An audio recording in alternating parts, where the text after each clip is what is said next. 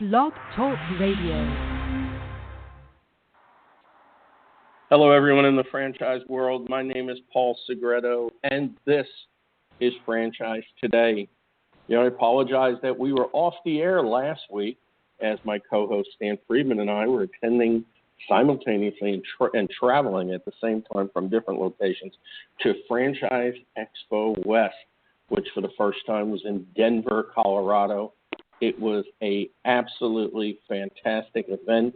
I certainly want to thank Tom Fortese, the CEO of MFV Expos, producers of the event, and his entire team, and certainly want to thank Entrepreneur Magazine, the International Franchise Association, and all the sponsors that helped make that event possible. Being for the first time in an entrepreneurial city like Denver, I was really pleased at the quality of the leads that were coming through. I think I would have liked to have seen a little bit more quantity of leads, but of course we were downtown and we were right in the midst of the International Beer Festival, which was in the adjoining hall.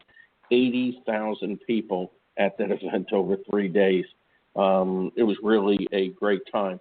And talking about that, I want to give a special shout out to franchise attorney Michael Drum for all that he's done on the craft beer side. You'll see, we saw him walking around with his new shirts, Beer Lawyer, and he's done just a fantastic job and has well over 100 craft beer brewery clients.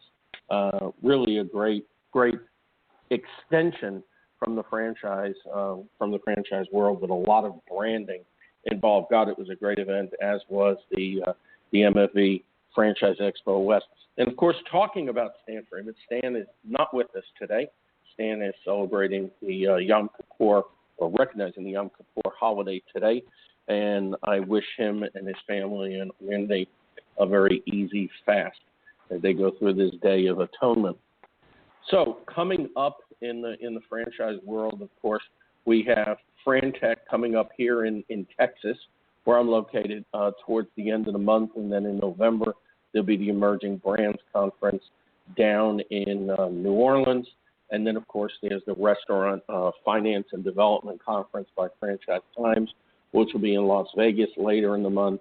And, of course, I will be at the Franchise Brokers Association conference and expo during the month of November, as well, as we announced a couple of weeks ago, having recently formed a strategic partnership with the FBA and assuming the role of president with that great organization. So it really has been a great time for us. I also want to thank all the attendees at the Franchise Expo West that sat in and listened to franchise attorney Lee Flav and I talk about Web 2.0, data and social media and franchising.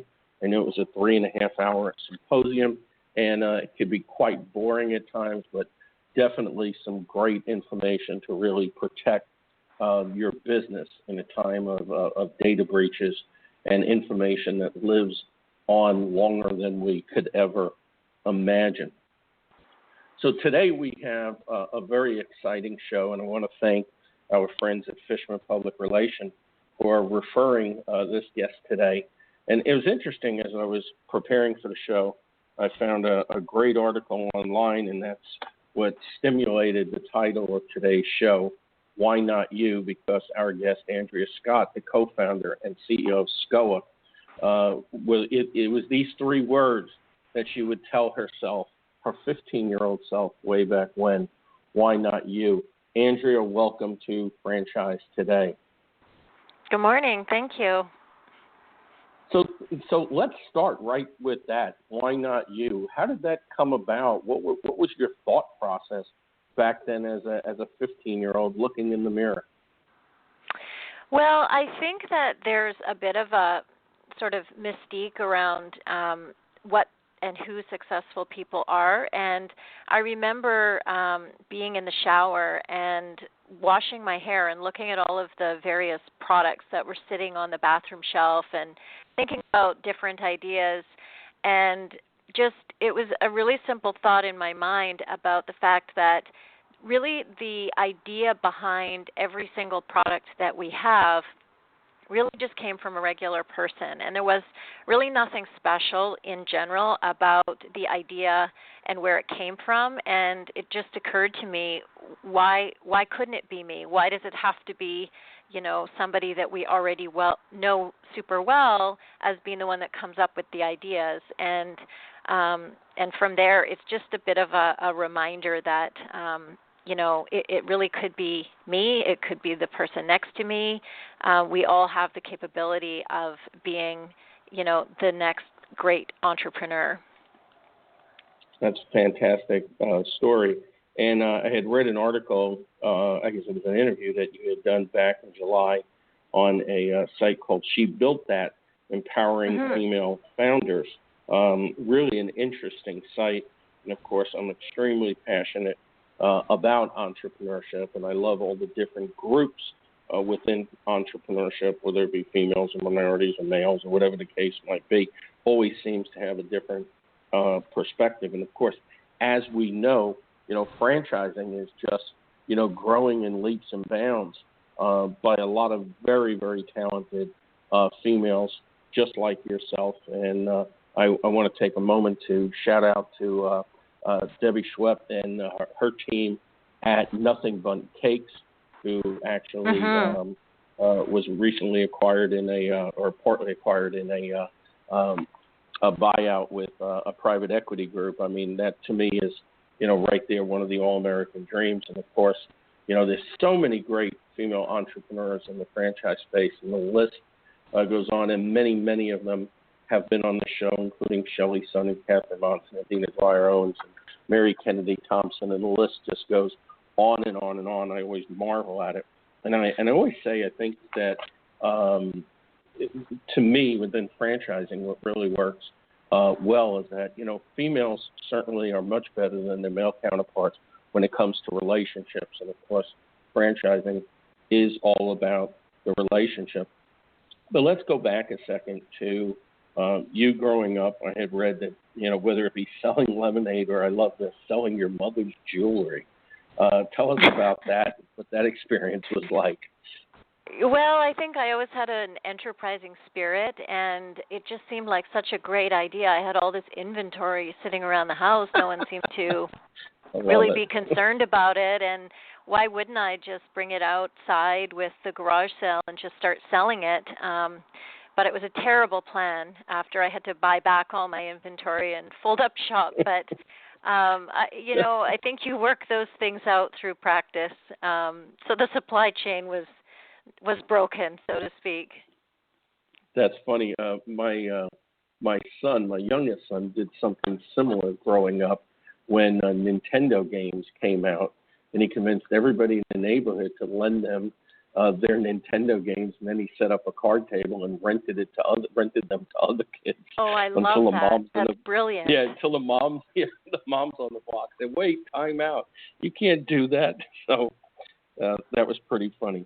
So that's amazing. How did Skoah come about?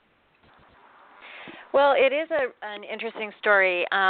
So my business partner is actually my husband, and really early on, we had been thinking about a variety of different types of businesses that, were really very much in the health and wellness space. And we are based in Vancouver, Canada, and that's a very, health-conscious type of community.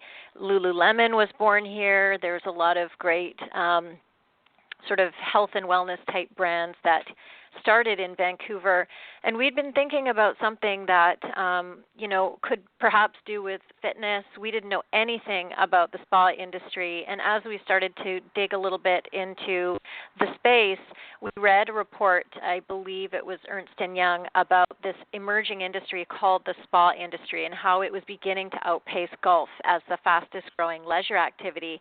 And we decided that we should probably go to a spa and see what it was all about. We'd actually never been.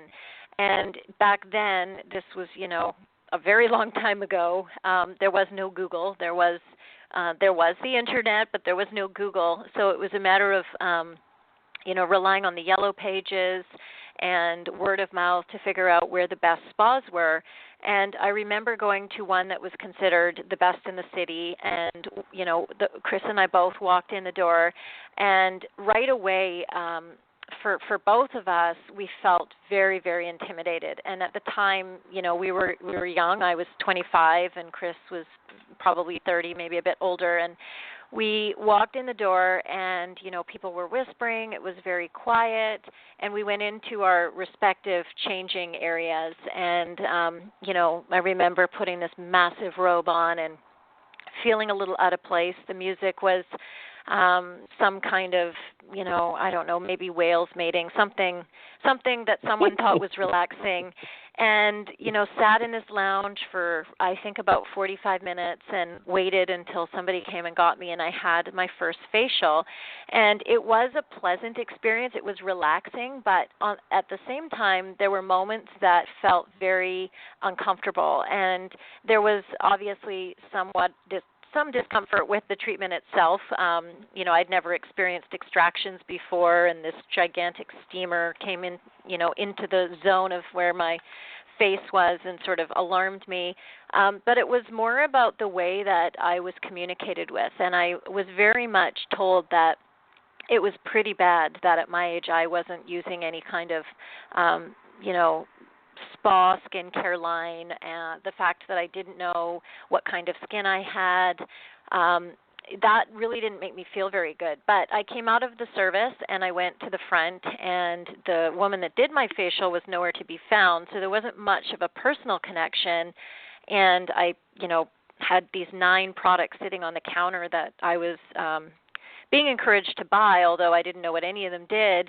And so I paid for my facial. I didn't buy any products, and I left. And I remember talking to Chris, and we both came out of the experience with this real aha moment about really feeling like there was such an opportunity to do something very, very different in this space.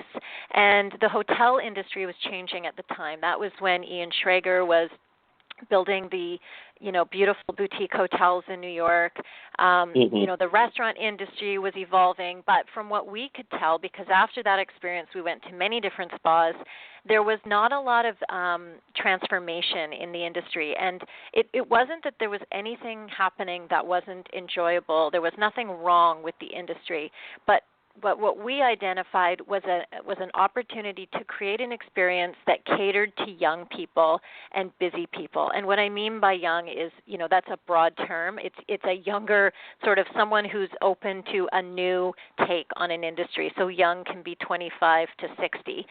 But really, it was about respecting that there's people who are, stay-at-home moms, working professionals, people who don't have a lot of time. They can't go to a spa and wait in a lounge for 45 minutes and then have their treatment and then wait in the lounge for 10 minutes and then leave when really the service was an hour. And so it was really more about changing the attitude and atmosphere that we experienced after our first treatment. And so when we first opened Skoah, the space was very beautiful. It was bright, it was social, it was very gender neutral and very minimal. There wasn't a lot of, bubbling cherubs and, puffy furniture. It was a very, very simple design.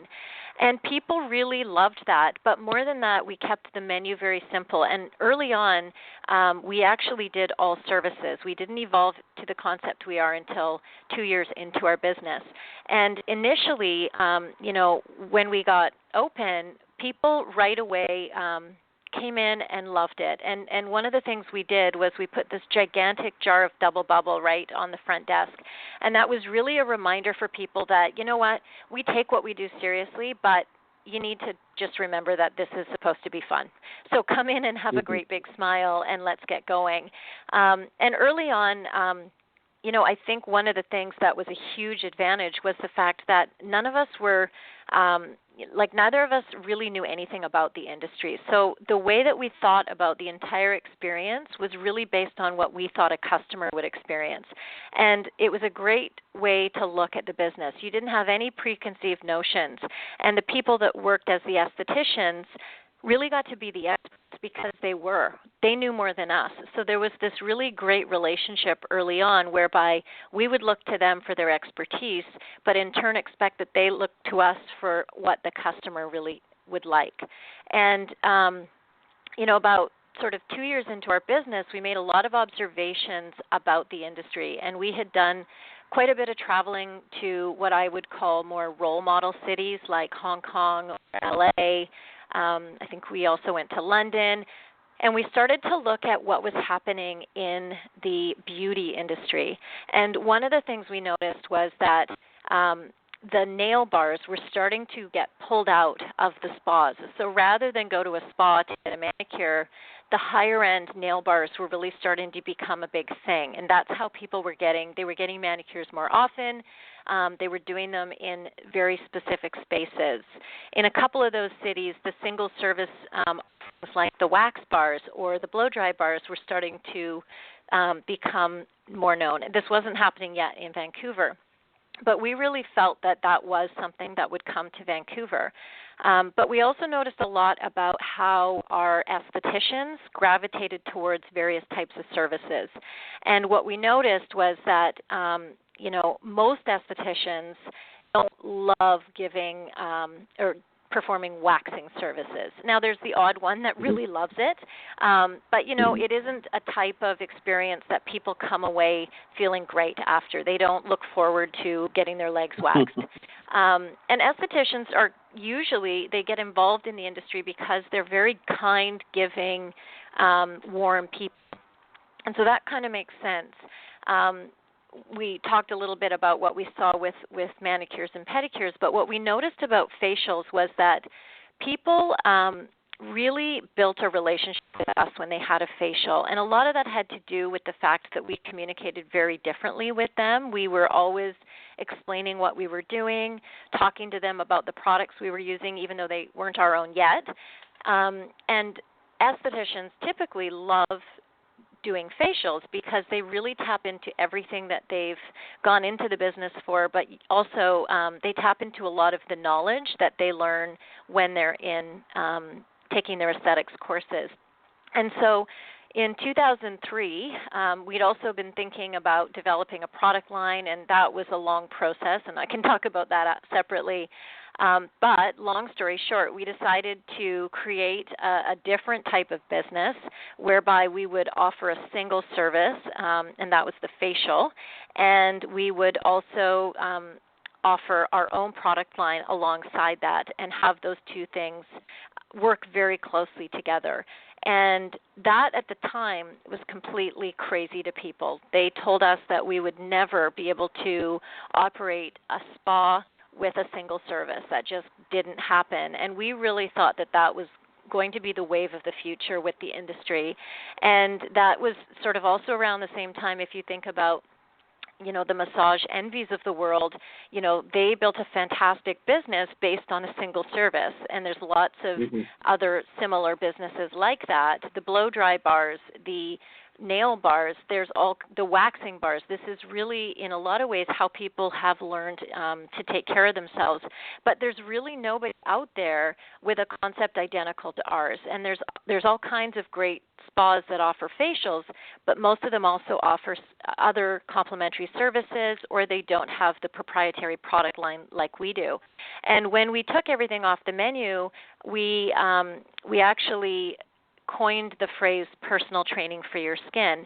And that really resonated with people in Vancouver because everybody in Vancouver in the early 2000s had a personal trainer. That was really very normal. And so with the idea of personal training for your skin, they right away really it clicked with them. So personal training for your skin is having those regular facials with an esthetician, which we call a skincare trainer, using the proprietary product line. And those three things together are really what the concept is all about. And from there, we've grown to now 17 locations and moved into franchising. And, we really feel excited about the future because there's just such a wide open opportunity for us with this concept because there's just not anybody else out there doing exactly what we're doing. And to some extent, I would love to see other businesses like ours out there, because there's still lots of education that we need to do to get people Sure. into the habit of having regular facials. Sure. Yeah. The more competition is, the more the industry, the more the public becomes aware of the service and the benefits of having the service. So Exactly. obviously, Skoah. Yes, Skoah is not your typical mainstream name. How did that come about? And then also, I noticed as we talked just before the show started, it's in all lowercase letters. Give us some idea of how that transpired as well. Sure. Well, our main goal with a name was to find a name that didn't really have sort of a meaning to anybody already. And as an example, we looked at some of the more role model brands like Starbucks. Lululemon was just getting off the ground, although we knew about it. Another one is Aritzia. So really we were thinking about a name that would be almost like an empty vessel. It would be what we created it to be. It wouldn't be something that already meant something. And to be honest, it was sort of more of a play on words. This, the spa, skin, last name Scott, really just putting everything together over probably a few glasses of wine, I'm sure. And and once it kind of came together and clicked, we put it in front of many, many, many different people, along with some other names we'd come up with. And that was the one name that really just seemed to resonate with people. And interestingly, we just recently had someone on Twitter that sent us a message telling us that he was thinking about naming his baby Skoah. He had come across the name and thought it was awesome.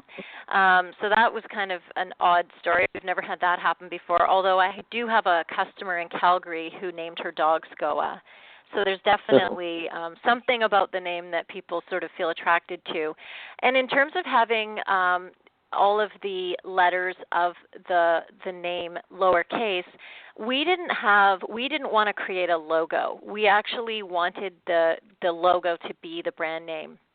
And so for us, I think having it all lowercase at the time was somewhat unusual, and it's not maybe unusual now, but that really became the brand identity, was the name itself. So really it had two functions. It was the logo as well as the name of the company. It's interesting. One of my first companies in franchising, many of the listeners know, was Franchise Essentials. And it was one word with a common E between franchise and essentials, and it was all lowercase, and it wasn't a logo; it was just the name. So I was on the same page. It's interesting. I mean, I did a Google search, obviously, to try to find out what the name meant, and I couldn't even find anything close. So that is just a really great branding story. I thought it might have been. I'm thinking is it maybe a Canadian Indian tribe or something. And I mean, I was thinking of all kinds of things, but, kudos to you, because that's a great branding story, and it's a great branding exercise right there. Thank you. There was a whale that was at the aquarium here in Vancouver when they had whales in captivity here, and we don't have killer whales in captivity here anymore, but there was a whale named Skoah. So Chris and I sometimes wonder if there was a bit of an influence there, and often people think that the name is Scandinavian, and it's not. But Chris did go to university in Copenhagen for a little while, so there's probably some influence there with the sort of simplicity, and the name definitely sounds Scandinavian to a lot of people. Sure, kind of IKEA, lowercase, K in there. Mm-hmm. Yeah, I could definitely see that. So tell us about the consumer perspective. How was this received? What has been the excitement behind it from a consumer standpoint? Well, I think I'm going to go right back to when we developed the product line, because I think our our customers with even one location became very, very excited about the evolution of the company into the personal training for your skin with the facials, because what we did at the same time was we developed a product line, but we did it in a way that was a very different approach to how most cosmetic companies would build a product line. And most cosmetic companies would build a product line really from what I will call the top down. So starting with probably the marketing research team and, doing a cross-section of the market, thinking about what, the industry needed, and then going from there. We did it very differently.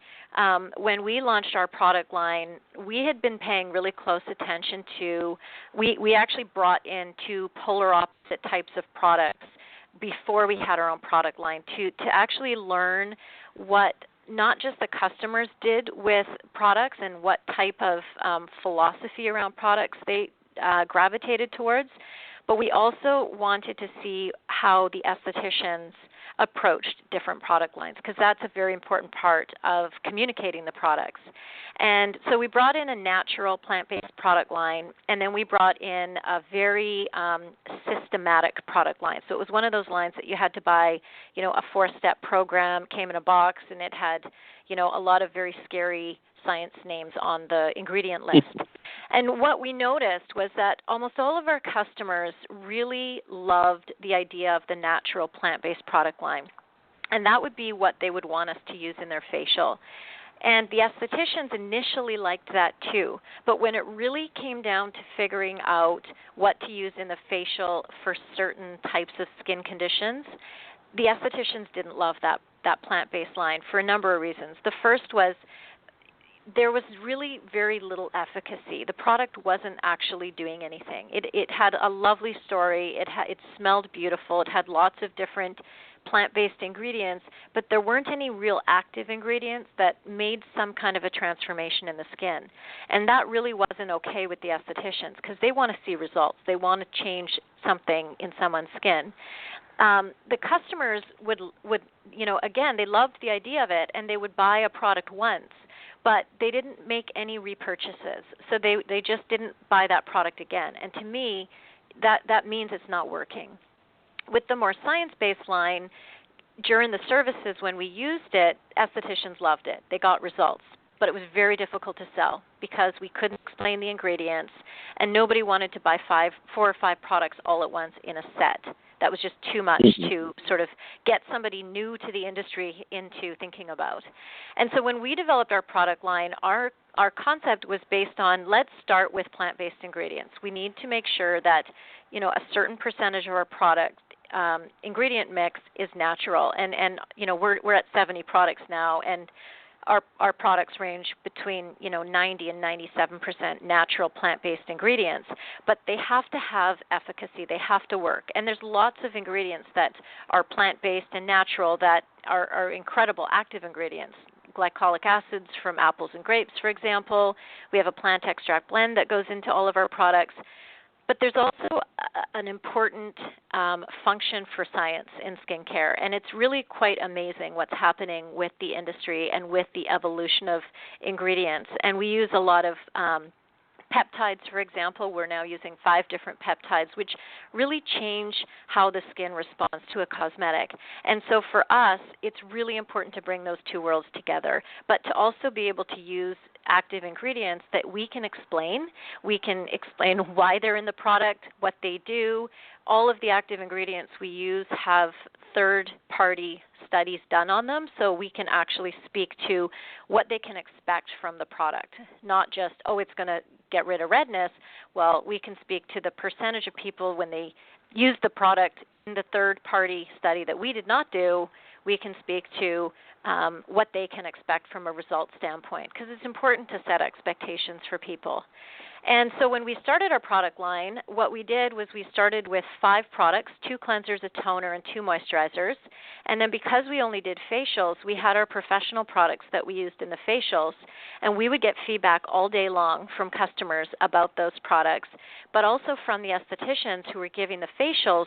They were telling us this product worked amazingly well to get rid of redness. And that's how the whole line has grown. And now we're over 70 products. And the ideas for the products have come from customers, they've come from our staff, sometimes they come from myself or other people in the store support center, or they come from the chemist, and that collaborative idea of how to build a product line is not just sort of this based on somebody's sort of idea in some ivory tower somewhere. It's really based on conversations with customers and people that are really working with those customers. And so it is definitely very unusual. But I think that, to answer your question about the consumer perception, I think having our customers be very involved in the process of the decisions that we make, that can be difficult for some of your employees at times. But when they start to see that ideas and feedback help your business get better, and once you teach them that, feedback isn't necessarily criticism, sometimes it is, but you don't have to take it as criticism. It's just somebody else's opinion.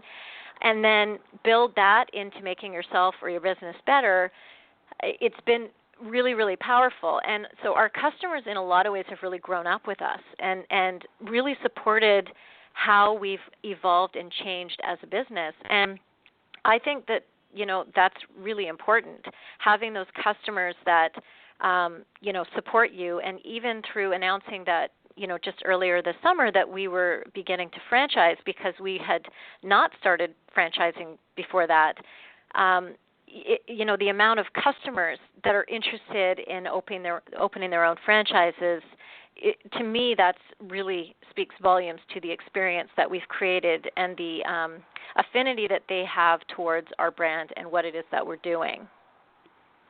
I just love the simplicity too, as well as the thought that's gone behind, the various names that are used within your organization. The AHA mask, eye candy gel, ticket, cream.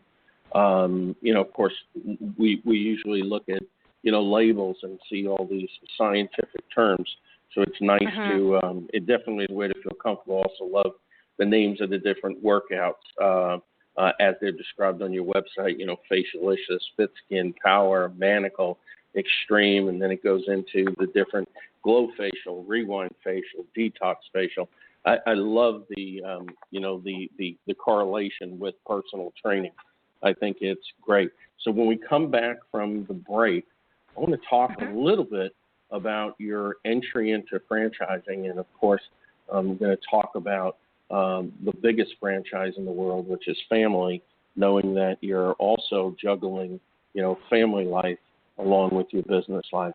This is Franchise Today. I'm Paul Segreto speaking today with Andrea Scott, co-founder and CEO of Skoah, a first-to-market brand specializing in personal training for your skin.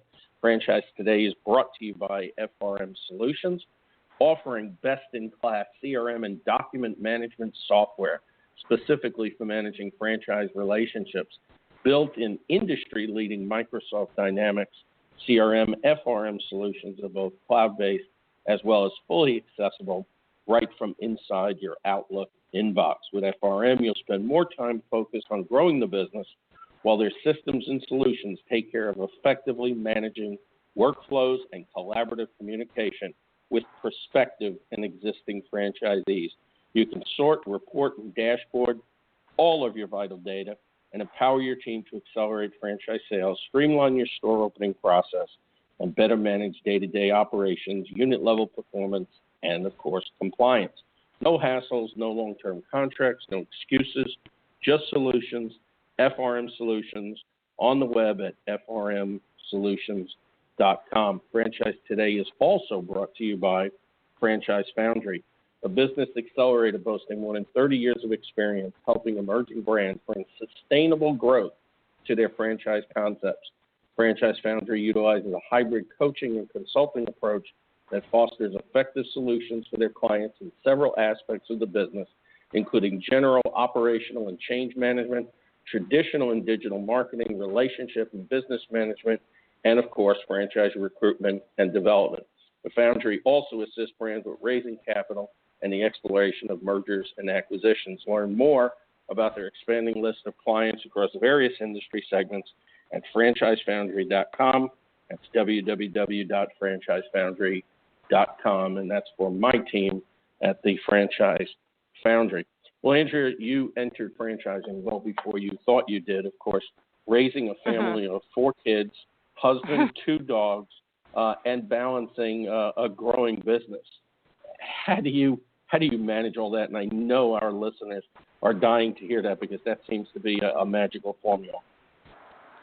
Well, you know what? I mean, I'm not going to lie and say that there is a magic formula and that it was really easy, because there's times when it's just really, really hard. It really is hard. And, I was having coffee with a friend, and she said, how do you figure it all out? How do you do it? And she had just had a baby. And I said, well, to be honest, there's days where you get to the end of the day and you're like, I got this figured out. This is so easy. It's, I'm so good at this and that and whatever else.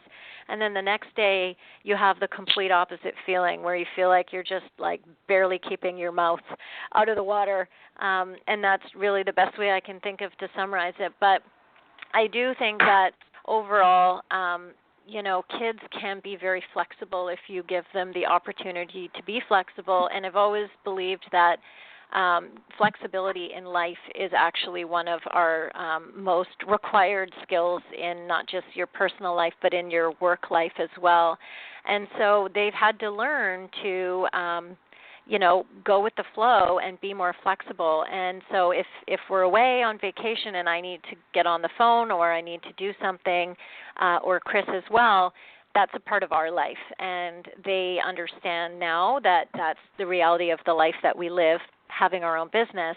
And, we explain it to them in that way. I mean, we have more flexibility in that we have control over our time.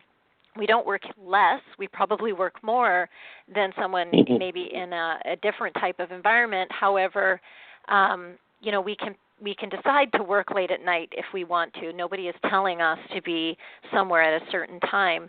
I also have a lot of I never look at any situation as being the way it's going to be forever and ever, and in particular that relates to childcare. And I have to say it's so much easier now. When we first started, we couldn't afford childcare. I mean, it was expensive, and so we relied on sort of a piecemeal approach to childcare, where one of us stayed home and a grandmother came over and another grandmother came over, and my dad would help. And I think we had a nanny 1 day or 2 days, but now when I look at how it is to balance everything, it's much easier. I can afford a nanny. I'm very fortunate to be in that position. Most people in most of the world are not in that position. And so sometimes when I hear people sort of feel frustrated about what it's like to try and fit everything into their life, there's kind of 2 things that I think about. The first is that we all get to choose what we put into our life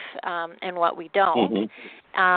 And for those people that don't get to choose, they're the ones who actually do have, I think, the right to complain, because typically, what's hard is not me having a nanny while I'm at work. What's hard is, a single mom somewhere who is, working all night because that's the only time she can work, because, she's got to get a grandmother to take care of the kids. Well, that's hard. Sure. Other people have real big challenges with balancing things. I don't think that I do. And, I'm lucky. I have a fantastic woman that takes care of our kids who, is one of the best people I think I've ever met in my life. My mom helps us out when she can. And we also have an incredible community around us. I actually have moved back to the neighborhood where I grew up. And even though it's in the city, it's a bit of a small town type of environment. And everybody really helps everybody out. And most of the parents, they do work. And so there's a lot of give and take. And I think that's really, really important for people to evolve. I think sometimes we get so caught up in our own world and how we're going to get it done, and sometimes just breaking down and saying, hey, I need some help. Can you help me? Most people are happy to help you. Sure. Well, thanks for sharing that. That's really a very good perspective, and I know a lot of individuals that are entering the world of franchising, whether it be as a franchisee or a franchisor, certainly will be inspired by some of your words, without a doubt.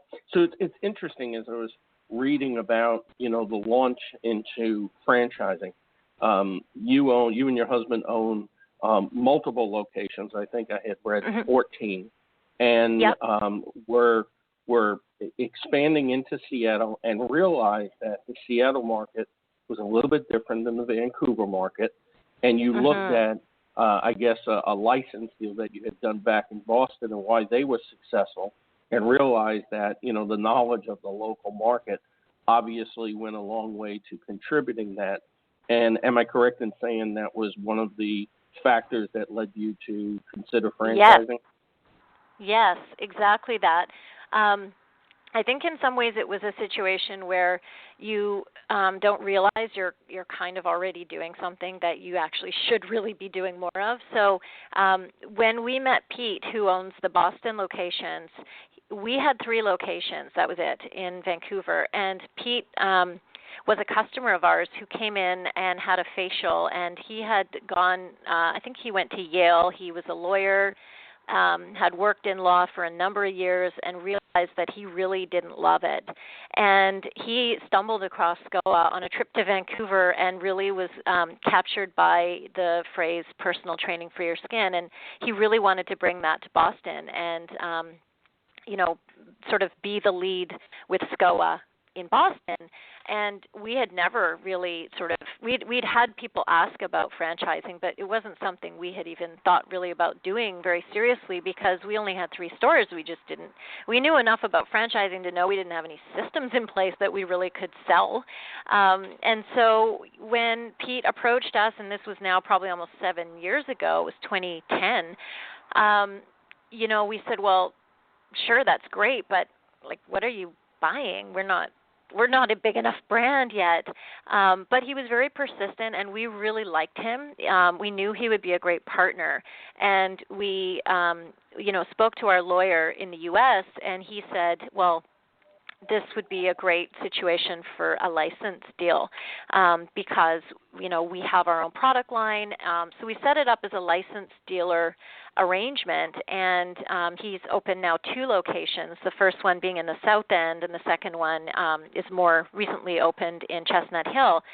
And, Pete did such a great job with understanding the community where he had his first store especially. He really understood how to present the brand to those people. So fast forward to just a couple of years ago when Chris and I decided that it would be a really great idea to open in Seattle. Seattle seemed very much like Vancouver, and I almost feel embarrassed describing it this way because this is how naive we were at the time, even though we already had, I think, 11 locations open, or maybe 12. But we really just thought that Seattle's only 3 hours from Vancouver. It's on the West Coast. Customers seem to be the same. And we opened 3 locations at once in Seattle, and we did no pre-marketing because we'd never really done that in Vancouver. We didn't people knew our brand, and same with Calgary. We were well known. Pete had done all the heavy lifting in Boston when he opened his store. Of course, we supported him, but he was really the on-the-ground marketer. And so when we opened in Seattle, we really had the wind taken out of our sails, so to speak, because what we thought would happen right out of the gates is that we'd be this great big new brand in Seattle, but people didn't really know who we were. And what I didn't realize about Seattle is they really value that local entrepreneur. It's really important for them to have some kind of a connection to their city. And I do respect that about Seattle. But what's happened is just that it's taken a lot longer for our stores to get to the same cadence that our other stores are at. And when I was driving home from Seattle last fall, because I spent a lot of time down there, I remember calling Chris and saying, my God, we need a Boston Pete in Seattle. I mean, how could we have not sort of been savvy enough to realize we don't even know anybody in Seattle aside from one friend who had moved there who was from Vancouver. And so we started to think a little bit more about finding a Boston Pete in Seattle, and that's really where we started to dig deeper and learned more about franchising. And that's, what I was referencing earlier. It was almost like, well, why didn't we do this before? I mean, this would have been the perfect way to enter the Seattle market, to have someone there who's that local expert, who understands the community and understands how to get the brand in front of people. But that being said, I mean, I do strongly believe that Skoah will be successful in Seattle because when, we have 5 key metrics that the managers in our stores use to assess, where their people are at, where the store's success is at. And on a sort of per metric basis, our Seattle stores have some of the highest metrics in the company. So things like their average sale per facial, their customer rebooking rate, their membership percentage relative to the overall customer base, those metrics are higher than almost all my other stores. So on an individual basis, we're doing such a great job with the individual customers, we just need more people through the door. And that's really where that local piece comes into play. And so with the franchising, we're also converting the Seattle stores. We're looking for someone in the Seattle area who would take over those stores and really, capitalize on the fact that they're open, they're trained, there's people working in the stores. We have great people in our stores in Seattle. And then, really actively work that sort of marketing muscle in that community, but work it in a way that makes sense to people in Seattle. And you really do take that for granted. I mean, Chris and I have family and friends in Calgary and Vancouver. It's very intuitive and natural for us to understand where those customers are and how to attract them. In Seattle, it's just more of a guessing game because we're just not from that community. And so I think what's been great about that experience is, that's exactly why franchising makes sense for Skoah is, we've got now, these incredible systems. Our training programs are fantastic, and I've worked in a lot of different organizations that haven't had strong training programs. The systems that we've created, the concept itself, but that local community-based entrepreneur who is really excited about building and developing something new is really the perfect fit for Skoah. And, Pete was like that in Boston. One of our stores in Vancouver is actually independently owned. She's a franchisee, and she's doing amazing. And we just awarded a franchise to someone back in Toronto just 2 weeks ago. So she'll be opening in early 2017. That is great. So are you currently just franchising in Canada, or are you also franchising in the U.S.? You're franchising in the U.S. as well? In the U.S. and in Canada, yeah. Excellent. So tell the listeners, who are you looking for as you would believe to be your ideal franchise candidate? Sure. One of the attributes that I think is really important, the model that we've created, first of all, is a semi-absentee model. So in our opinion, the best way to operate the stores is it's a manager-run model. It's a very simple model to operate. A manager really manages from the front of the store. And so the reason that we believe a manager working in the front of the store is the most effective way to operate is because that allows the owner to really get out there in their community and connect with people and put the brand in front of people. Because once somebody comes in for their first facial at Skoah, we have amazing retention tools that just are a part of the system. And our customers come back. And we're also a membership-based model. So that really lends itself to, the manager building that foundation. But what we need is someone who really loves to connect with their community and who can get out there and spread the word, give people that first experience or give them some kind of a reason to come in and try out Skoah. But that's difficult to do if you're standing in the front of the store yourself. You need to be able to sort of work on your business, not work in your business.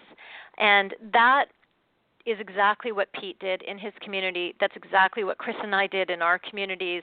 And that's really what Ivana, who's another franchisee, has done in her community. And Sharon's already doing that in Toronto. She's already out at events, talking about Skoah, having, people learn more about the company and build that foundation. And so that's really what we see as the role of the owner-operator. Yeah, and I'm a firm believer in outreach, outside sales, Mhm. anything that's beyond the four walls of the business. Matter of fact, I've spoken on this even for restaurants. I believe, why would you want to be limited by just your four walls, and certainly why would you want to limit your business by just waiting for people to come to you? I'm not a Mhm. big believer in build it and they will come. That's for sure. So how can people learn more about the franchise? Who should they contact and how? Well, I mean, I would love to talk to people. They can contact me. I'm Andrea at Skoah.com, and we have a number of people that can support them learning more about who we are and what we do. But going back for a second to what you were asking me about regarding the different people, what I have found very, very fascinating is the diversity of the people that are interested. And we have a lot of people that are in the process. We have a discovery day at the end of the month with a few people as well. And I find it remarkable, the sort of interesting backgrounds of people that are wanting to be involved in what we're doing. And there's a lot of people that come as a husband and wife team. And there's some pretty amazing women that, have had some pretty powerful careers and maybe taken some time off, but now they want to do something different, but they don't want to go back to the corporate world. But what they have done since perhaps leaving the corporate world is they've built a network of people around them, and they've either done charity work or board work, and really built this massive web of people around them that they know.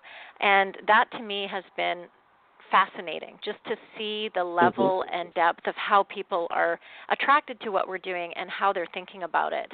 And then I think about Pete, who's this sort of Yale grad lawyer on the one hand, and Yavanna, who, owns one of our other stores, and she was a senior instructor at the biggest beauty school we have out in the West. So just a very diverse type of person. But I think there's a lot of similarities when you actually put them beside each other and start to talk to them about what they love about what we're doing. So tell us, from your perspective, the vision for the brand over the next 5 years. Oh, I love that question. Well, what excites us the most is the fact that it is wide open. There is nobody else doing exactly what we're doing. And I think that there's so much competition in similar businesses like, the massage concepts or the nail concepts or the blow dry concepts. But we feel that there's just such a wide open opportunity with facials. And this is something that is not uncommon in other parts of the world. In a lot of parts of the world, people go and get their facials sometimes every week. And we're really creating this new habit in people's lives where they come and do it every month. And so our first goal is to grow out North America. And we're pretty focused on Canada and the U.S. initially. And I want Skoah to be a name that people really attribute with where they go and get a regular facial. That's just what they do. That's a part of how they take care of their skin. And in the next 5 years, our vision is to have 250 locations open. Wow. Very aggressive. And from all that I'm reading and hearing that you have in place, I think very doable. And knowing that from your entrepreneurial spirit, when I'm reading, I don't think failure is an option, and I'm going to ask you one question to end this. Sure. I read someplace where it says you take failure pretty seriously. Explain that statement. Mm-hmm. Well, I think there seems to have been in the past few years a lot of conversation about how failure is something that people should be very proud of, and that it's a part of being an entrepreneur, it's a part of life, and wear it as a badge of honor. And I don't feel that way, because I think failure, if you look at it as sort of your own badge of honor, you really overlook how failure can affect a lot of other people. And if you have a business and it's failed, I have lots of examples of that, and I see people talking about, well, if I didn't fail, I wouldn't be doing this, and that may be true, but I think it can come across as being insensitive to the fact that it affected a lot of other people, and there's a real impact to that. And I think if we don't take failure seriously, we allow ourselves, in some level, to have a bit of a back door if things don't work out.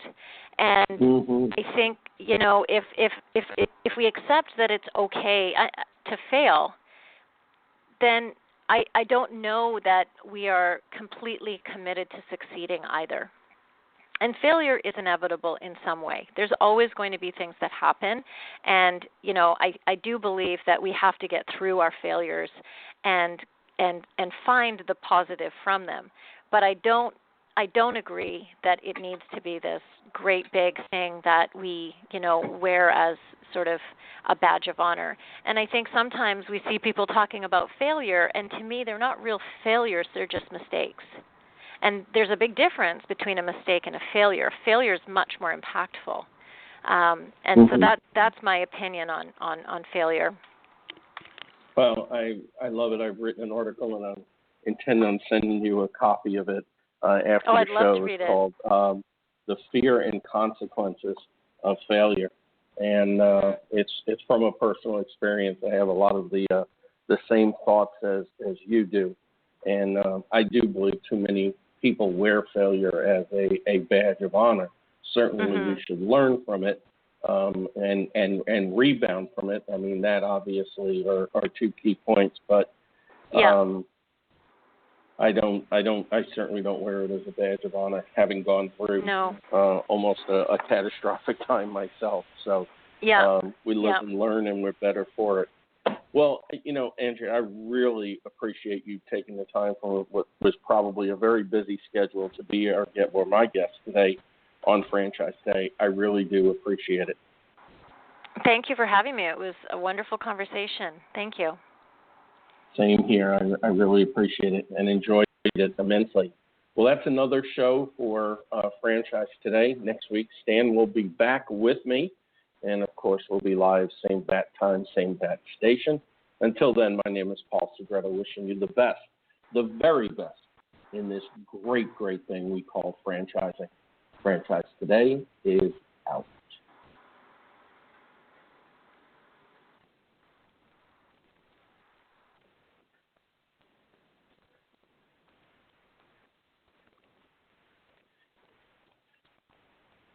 When you're part of a military family, you understand sacrifice and support. At American Public University, we honor your dedication by extending our military tuition savings to your extended family.